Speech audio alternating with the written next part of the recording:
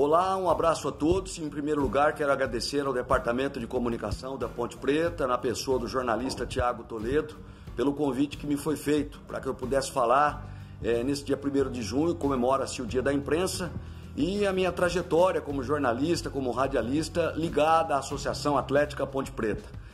Pessoal, nesse Dia da Imprensa, eu deveria falar de alguma coisa envolvendo grandes jogadores da Ponte. Eu convivi com vários deles, tive grandes alegrias, grandes histórias, mas eu preciso contar para vocês o maior mico que eu tive na minha vida profissional de mais de 40 anos.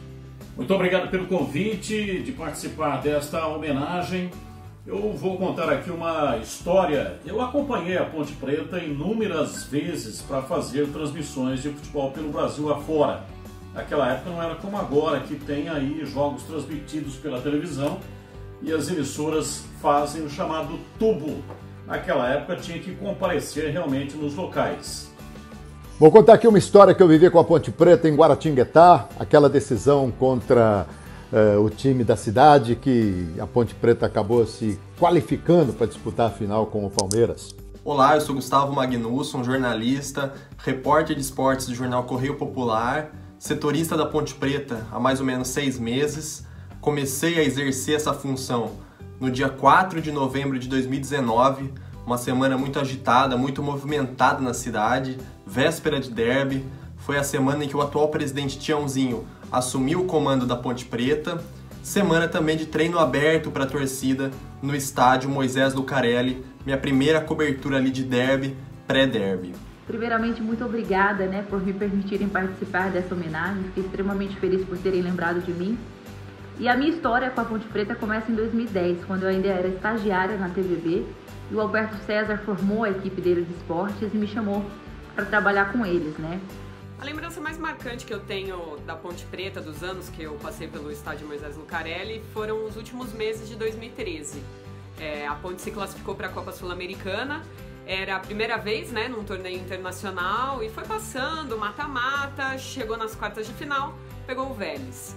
E depois de um empate morno aqui em Campinas, 0-0, ela foi para a Argentina, fui escalada para acompanhar o time, e aí lá o Vélez era franco favorito, o torcedor pontepretano foi, muitos deles, alguns até de ônibus aqui de Campinas. Olá galera, eu sou o Beto Quinalha da Rádio Central e também da TVB Record e passo aqui para contar um pouquinho da minha relação com a Ponte. São várias histórias que eu tenho.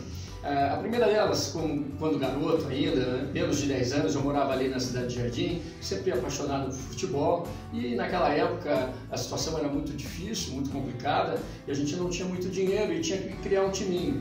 E aí meu pai comprou algumas camisas Hering, 10 camisas para os meninos da linha, e a minha mãe pintou o distintivo da Ponte, aí nasceu ali a Ponte Pretinha da cidade de Jardim. Nós fomos jogar um torneio no Jardim Roseira, e eram 4 times, nós ficamos em 3º lugar. Nossa, ficamos felizes da vida, voltamos pro bar, naquela época ia de caminhão, aí tomamos Guaraná na taça, enfim, e foi uma relação muito bacana ali com a Ponte Preta.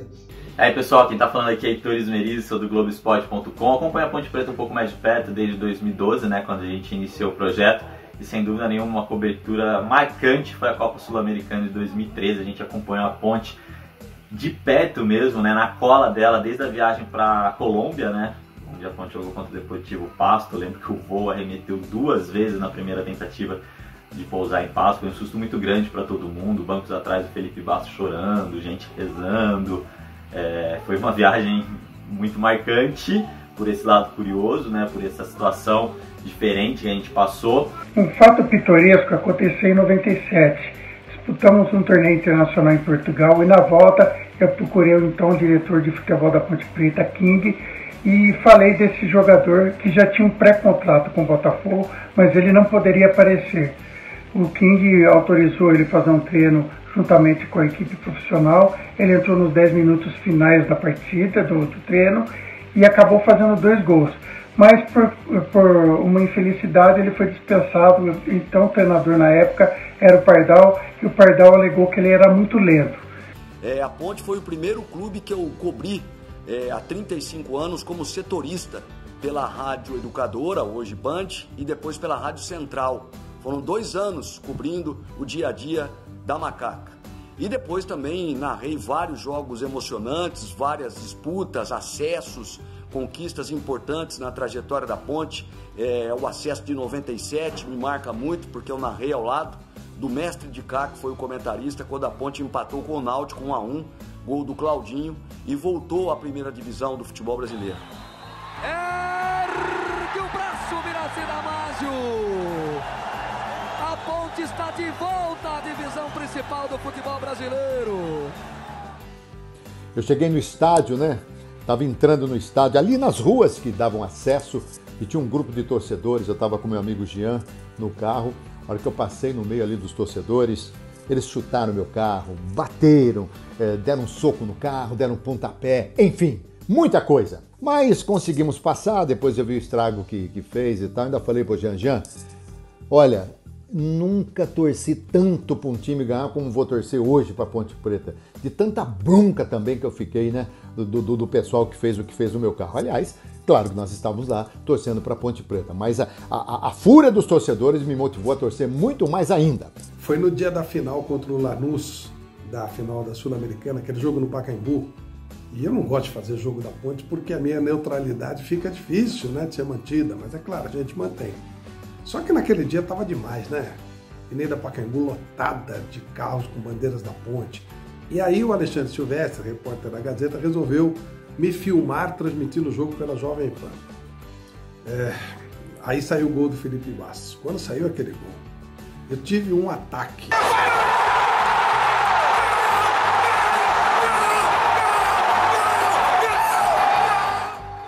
Foi uma coisa assim, foi uma somatória de tanto tempo de frustração, daquele grito guardado na garganta.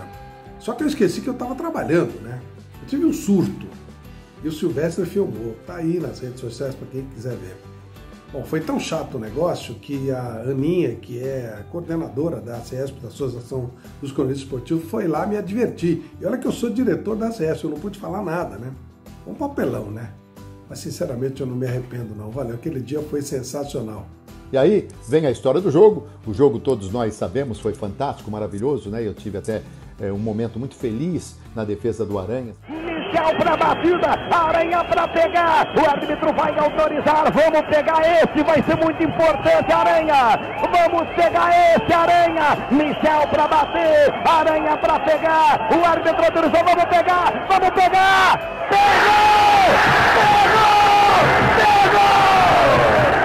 Aranha pega e palma, obrigado, Aranha, em nome da pátria Ponte Pretana.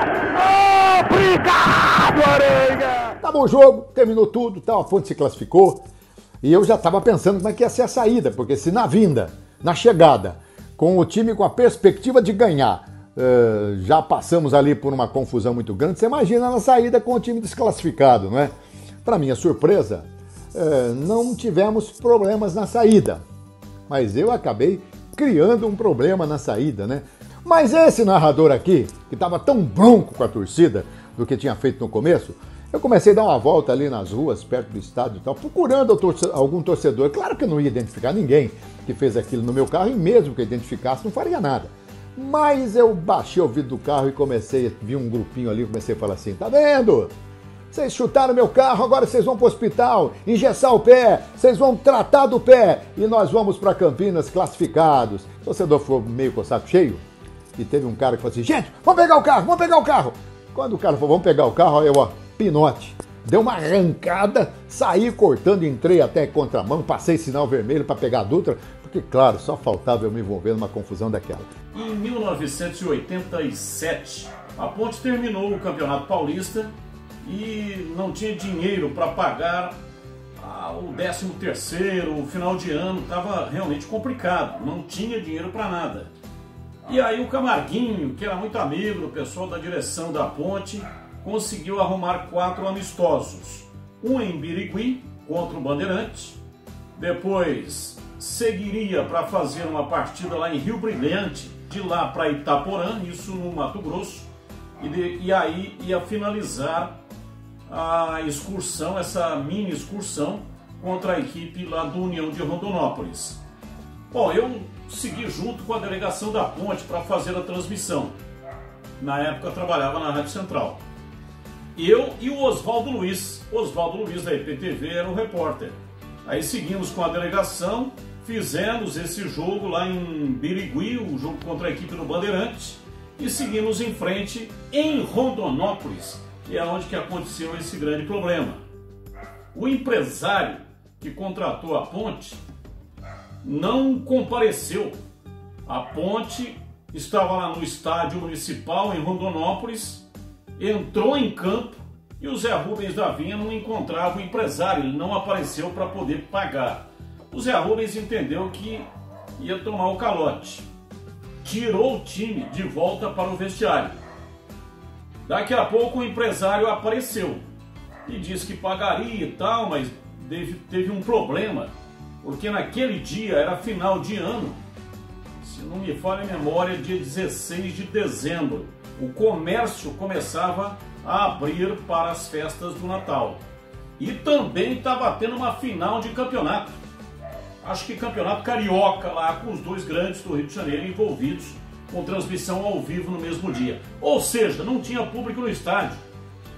E aí o empresário falou, não, eu vou arrumar o dinheiro. Aí o time da Ponte voltou para o campo, trocado, já em condições de jogar.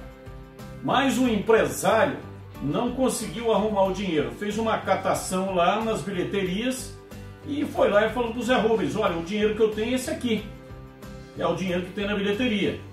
O Zé Rubens levou de volta para o vestiário o time da Ponte, pela segunda vez. Aí o empresário falou, não, vamos fazer o seguinte, então, você pega esse dinheiro aí e eu vou dar um cheque meu. Aí você leva o cheque, tudo bem. Aí o Zé Rubens mandou de volta o time da Ponte para enfrentar a União de Rondonópolis. Isso aí devia ser umas 11 da noite. O jogo começou 11 da noite, terminou na madrugada. E aí fomos para o hotel onde estava hospedada lá a delegação da Ponte. O que aconteceu? O hotel era por conta do empresário. O empresário sumiu, desapareceu, não compareceu para pagar o hotel. O gerente do hotel falou, olha, ninguém sai daqui. Se não pagar, não sai. E o Zé Rubens falou, olha, não vou pagar porque o hotel é por conta do empresário. E aí o gerente do hotel disse que ia chamar a polícia. Chegou uma polícia muito estranha lá, saltou homem fortões assim, de tudo quanto é lado, de um jipão, aquele jipão jacaré da Gorgel, tudo com metralhadora na mão. E aí eu chamei o Zé Rubens do lado e falei, Zé Rubens, problema, hein? Problema porque se você não pagar o hotel aí, isso aí não é polícia coisa nenhuma. E a Ponte tinha Jorge Mendonça, jogava na Ponte naquela oportunidade, Sérgio Guedes era o goleiro, Osmar Guarnelli era o zagueiro do time da Ponte. E aí Osmar Guarnelli, mais o coronel, né, o Jorge Mendonça, se reuniram ali com o Sérgio Guedes e acabaram convencendo o Zé Rubens a pagar o hotel. Isso era mais ou menos umas 5h30 da manhã. As malas dos jogadores, comissão técnica, Tuta era o técnico da Ponte, nós da imprensa, a nossa emissora era a única que estava lá, tudo preso no hotel. E aí o Zé Rubens pegou e deu um cheque dele, cheque pessoal dele. Aí nós saímos do hotel, acho que por umas 6 da manhã, e o Ayrton Rossetti era o cara que cuidava da parte das finanças da Ponte. O Zé Rubens chamou o Ayrton Rossetti e falou, Ayrton, é o seguinte, assim que abrir o banco, você liga para o banco e susta o cheque. Eis que o Ayrton Rossetti, assim que abriu o banco, ligou para o banco, o cheque já tinha sido descontado. Ou seja, o dono do hotel, em conluio lá com o gerente do banco, conseguiu tirar o dinheiro da conta e o Zé Rubens da Vinha nunca mais viu esse dinheiro, porque a Ponte não tinha condições de pagar, ele acabou pagando do bolso e nós voltamos para Campinas de ônibus da Caprioli, do senhor Antônio Augusto. Enquanto isso, ao mesmo tempo, na Câmara Municipal de Campinas, muitas discussões ali pelo tombamento do estádio Dr. Horácio Antônio da Costa. O Serecamp, conhecido como Campo da Mojana, popularmente, que sediou o primeiro derby noturno da cidade de Campinas na época, 1948. Era o único estádio com torres de iluminação. A Ponte Preta, inclusive, mandou jogos no campo da Mojana ali entre 1940 e 1948. Então o futuro desse estádio estava em voga naquela semana. Bom, o derby do ano passado, do segundo turno da Série B, acabou empatado, 0-0, sem bola na rede. E eu costumo brincar com alguns amigos que naquele derby nem a Ponte Preta nem o Guarani venceu. A vitória foi do Mogiana, porque alguns dias depois o Serecamp foi tombado pelo Condepac, virou patrimônio histórico da cidade. Então esse foi o contexto, a história da minha chegada, da minha primeira semana como setorista da Ponte, como repórter de esportes do jornal Correio Popular. E um fato que me marcou muito foi um dia na coletiva pós-jogo. Eu participava, mas eu não fazia perguntas, porque era estagiária e eu queria aprender com todos aqueles profissionais, né? Então, tipo, tinha o Elias Aredes, o Semedo, a Adriana Almeida, o André Natali, que cobria esportes pela EPTV, Paulinho Santana. Então eu ficava vendo como que eles trabalhavam, né? Para que um dia eu pudesse ser tão grande quanto eles. E aí na saída do estádio, o Jorginho me abordou. Eu queria saber por que você não faz perguntas. Eu falei, não, eu tô começando, eu só observo e tal. Ele falou assim, pois então, eu faço questão de responder uma pergunta sua na próxima coletiva, porque você tá ali para perguntar. E eu fiquei toda sem jeito, e isso me marcou demais. Eu saí de lá, eu lembro que eu até liguei pro meu pai, falei, nossa, né, ele me notou na sala de imprensa. E isso me deu mais segurança para continuar trabalhando, né. E também a classificação sobre o Vélez, né? Uma noite histórica para a Ponte Preta. A gente estava lá, eu lembro que no primeiro gol de Elias eu olhei para o lado, para o Semedo, ninguém parecia estar acreditando no que estava acontecendo. E depois a gente seguiu a delegação dentro do ônibus com os jogadores, né? Vendo a festa que todos eles estavam fazendo. O Baraca atacando de DJ como se fosse o rei do camarote, outros mandando mensagem para os familiares. E também eu lembro que uma determinada hora já no hotel eu olhei para a janela, o sol já estava raiando, daí que eu fui ver que já era quase 6 horas da manhã, eu ainda estava mandando material pro pessoal subir aqui do Brasil quando eles acordassem, porque foi uma noite especial para Ponte Preta e consequentemente para quem estava cobrindo também rendeu muita coisa bacana, rendeu muito material bacana. Isso foi uma coisa que marcou demais nessa cobertura com a Ponte Preta. A Ponte se classificou para a Copa Sul-Americana. Era a primeira vez, né, num torneio internacional, e foi passando, mata-mata, chegou nas quartas de final, pegou o Vélez. E depois de um empate morno aqui em Campinas, 0-0, ela foi para a Argentina, fui escalada para acompanhar o time, e aí lá o Vélez era franco favorito, o torcedor pontepretano foi, muitos deles, alguns até de ônibus aqui de Campinas. E aí, chegando lá, colegas meus da Band São Paulo, quando souberam que eu estaria lá na Argentina, pediram até para eu gravar já um texto na frente do estádio do Vélez, falando como seria o reencontro do São Paulo com o Vélez, porque a semifinal provavelmente o São Paulo passaria e do outro lado ninguém contava que a Ponte Preta passaria. E aí essa gravação acabou sendo descartada porque a Ponte Preta venceu 2-0, uma vitória histórica. É algo inesquecível mesmo. Ele disputou o Campeonato Paulista daquele ano pelo Botafogo e 5 anos depois a vida prega essas novidades para o jogador. Ele voltou para a Ponte Preta, veio jogar na Ponte Preta em 2012 e acabou sendo artilheiro do time, foi um ídolo e marcou história, saindo da Ponte Preta e retornando em 2014 também, voltando a fazer muitos gols. Estou falando do jogador Finazzi. Esse era um grande amigo meu, eu indiquei para a Ponte Preta, mas na primeira oportunidade não teve uma chance de poder mostrar o seu futebol. Mas como o jogador ele mostrou dentro de campo que tinha condições, retornou em 2012, aí sim assinando um contrato com a Ponte Preta e sendo um dos artilheiros e também sendo o ídolo do torcedor pontepretano.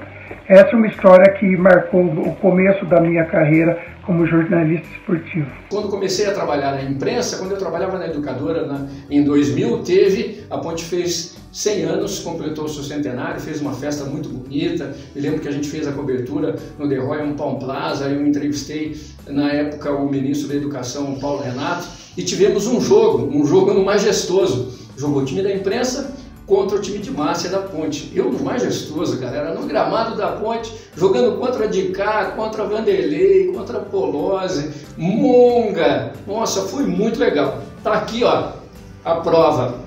Essa é a camisa que eu guardo com muito carinho. Aqui, ó, com o distintivo da Ponte e o distintivo também da SEC. Olha aí que legal. Aqui, ó. Bacana, né? E, ó o meia direita aqui, ó. Até que tá legal, né? Tá servindo ainda, né? Muito legal. Foi muito bacana, a gente fez esse amistoso com muita gente envolvida. E no meu time tava o Zenon, do lado tava o Dicá e tava o Zenon. Olha só, os dois melhores camisas 10 que nós já tivemos em Campinas. E também, aqui, ó, essa, pega aqui pertinho, ó, é a medalha do centenário da Ponte. Isso aqui poucas pessoas têm, né? E eu tenho e guardo com muito carinho. E depois, em 2002, eu estreiei na Rádio Educadora. E exatamente em um derby. O jogo foi 2-2. O Guarani começou vencendo 2-0 e depois a Ponte empatou 2-2. E na época, o primeiro time da Rádio Educadora era o Alberto César, o narrador, João Carlos de Freitas, o comentarista. E eu fui para a Rádio Central juntamente com o Reinaldo Porto. Aí no primeiro tempo, o Alberto narrou e eu comentei. E ficou pra gente os 4 gols da partida. E depois a festa foi legal com o Reinaldo e com também o João Carlos de Freitas. Foi uma festa muito bacana. Depois do jogo, acabando o jogo, algo que eu acho que não me lembro de ter feito outra vez na minha carreira. Eu acabei pedindo uma camisa no vestiário porque eu sentia, né, o momento histórico que o time vivia. E aí eu acabei trazendo para casa essa camisa do Adrianinho. O Adrianinho nem jogou esse jogo, ficou no banco, acabou até sendo expulso. Depois os jogadores acabaram também autografando para mim. É uma lembrança muito importante que eu tenho da Ponte Preta, daquela campanha.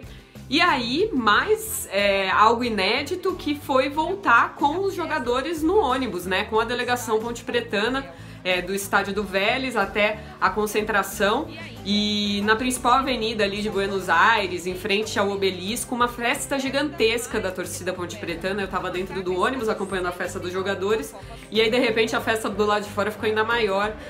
Os torcedores praticamente fecharam a avenida, pararam o ônibus, fizeram muita festa ali.